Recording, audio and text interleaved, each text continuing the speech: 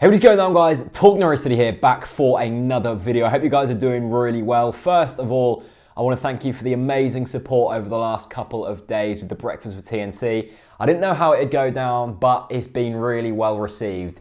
Admittedly, most of the comments are now food related, but to be honest, I'm not too fussed. As long as it's either Norwich or food related, you can put what you want about either two.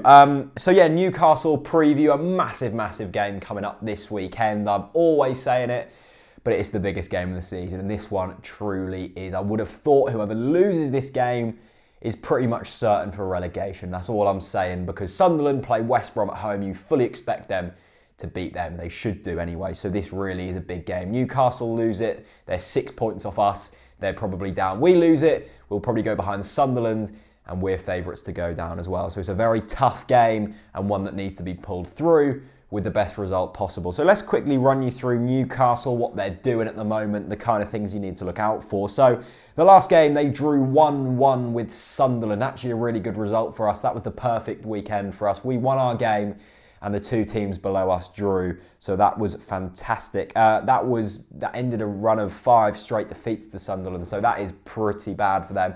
That would be like us losing to Ipswich 5 times in a row. It won't happen because Ipswich are, well, average at best. Their biggest win came against us. It was the 6-2 away from home. I was there. I'm sure a lot of you were there. That was a very long trip home. I didn't actually sleep for like 2 days that day. I'll tell you what happened. Got up there 4 o'clock on a Sunday.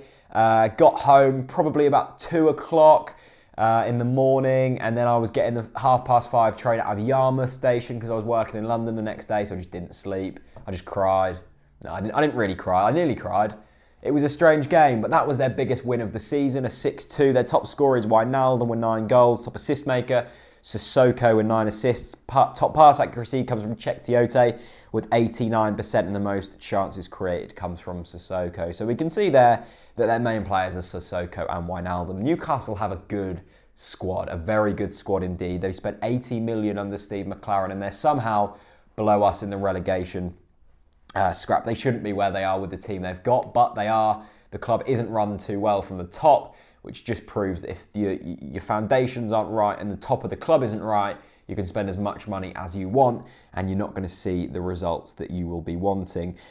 So Newcastle have 1 point from their last 5 games. I believe they've lost 7 of their last 8 away games, scoring something like 5 goals or something stupid like that. And we've got 4 points from our last 5, 4 points from our last 2 games. A fantastic run of form. I say a fantastic run of form. We haven't lost in 2, but compare that to the rest of the season, that's bloody decent. And if we can back that up with something against Newcastle and then Palace and then Sunderland, you would have thought we'll probably be safe. But we lose against Newcastle, it's all different. That's how quickly this league changes. It's absolutely unbelievable. Palace play West Ham this weekend. If West Ham win against Palace and we beat Newcastle, we could then go to Crystal Palace and go above them in the table. This is how quickly this league changes, and this is how important it is to get results each week. As I said, the other game is Sunderland against West Brom. You need to be picking up points here. If Sunderland win and we don't, they go above us. You know, you have to be winning your games, especially with Newcastle and Sunderland both having a game in hand. But as I've said many times this season, I would much rather have points on the board than games in hand. I suppose all that's left to talk about really is what team we'll be playing. Go and check out my predicted 11 for that. I'm going to be talking lots about the team and stuff in that, obviously, because it's a predicted 11 video. And a score prediction. I've said it in my season prediction video, how the table will finish. I think this one will finish a draw. And to be honest, I would take a draw. I'd take 7 points out of the next 3 games.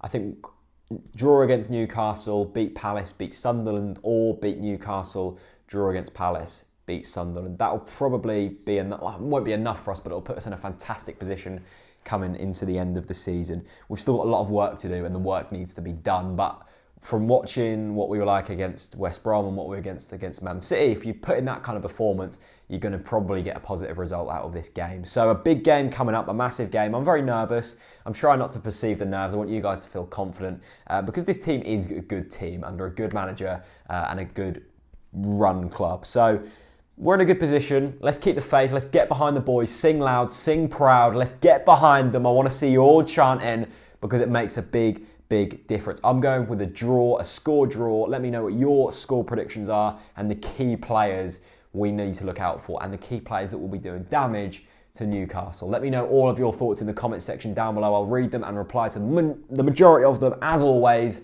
Thank you so much for watching and peace out.